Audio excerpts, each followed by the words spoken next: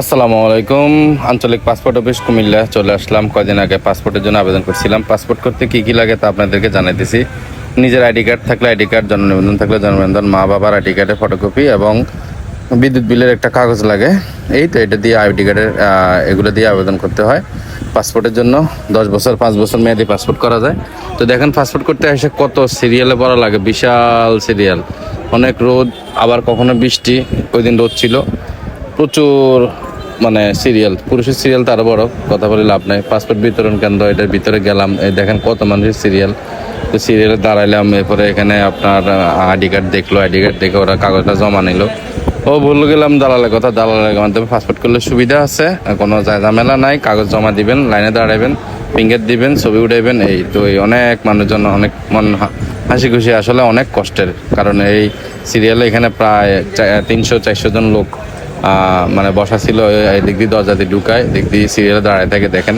তো আসলে অনেক কষ্টকর বিষয়। যেদিন পাসপোর্ট করতে গেছি ওই দিন এনার্জি অনেক লস হয়েছে।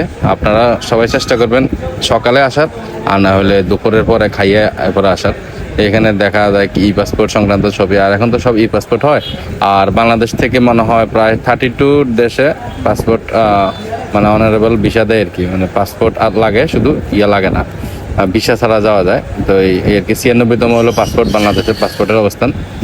যাক, পাসপোর্ট শক্তিশালী হলে আমরা মানে আরও মানে ভাল লাগলো আর কি।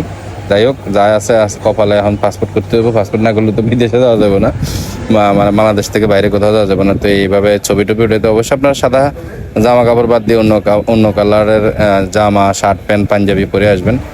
এই তাহলে ছবিটা ভালো আসে, আর নইলে ওনারা ব্যবস্থা করে। তো এই হলো পাসপোর্ট অফিস, আপনারা আসবেন। পাসপোর্ট টাসপোর্ট যার করা লাগে আমার কমেন্টে বলবেন কীভাবে কী সাহায্য করা লাগে, আমি অবশ্যই আপনাদেরকে বিস্তারিত বলবো। আর কুমিল্লা পাসপোর্ট অফিস যার যার যেখানে আছেন সেখান থেকে পাসপোর্ট করতে পারবেন, যার যার এলাকা আঞ্চলিক পাসপোর্ট অফিস আছে। এই তো আর কি। আর দালাল দিয়েই করছি, দালাল দিয়ে না করি উপায় নাই, কারণ দালাল ছাড়া গতি নেই বাংলাদেশে। এই হলো বাংলাদেশ। এই হলো আমার একটা টোকেন নাম্বার দিচ্ছে। পরবর্তীতে আমি প্রায় 1-1.5 মাস হয় নাই, এর আগে মেসেজ চলে আসছে। তো পাসপোর্ট ওইখানে যাওয়া উঠানোর জন্য আর কি, মানে পাসপোর্ট আসছে, এটা উঠানোর জন্য আবার লাইনে দাঁড়াইছি। তো এখানে পুরুষ মহিলাদের আলাদা লাইন আছে, মুরব্বীদের আর মহিলাদের লাইন আলাদা, আর আমরা যারা অনজওয়ান আছি থাকো লাইন আলাদা। তো এই পাসপোর্ট কালেকশন করতে আসছি, যেহেতু অনেকদিন আগে ভিডিওটা করছিলাম। তো এই হলো ফিঙ্গার, এখানে ফিঙ্গার দিতে হয়। আবার ফিঙ্গার দিলে এরপরে আমার সাথে ম্যাচ করে কিনা আমার পাসপোর্ট আমার দিবে, আর না রোহিঙ্গা ওরা বুঝবে। অবশেষে আমি আমার পাসপোর্ট নিলাম কুমিল্লা আঞ্চলিক পাসপোর্ট কেন্দ্র থেকে। ভালোই লাগলো পাসপোর্ট পেয়ে, আসলে অনুভূতিটা অন্যরকম। আপনারা যারা যারা পাসপোর্ট করছেন তারা তো জানেন যে পাসপোর্ট পাওয়ার পরে ভালো লাগে, এর আগে ভালো লাগে না। ঠিক আছে।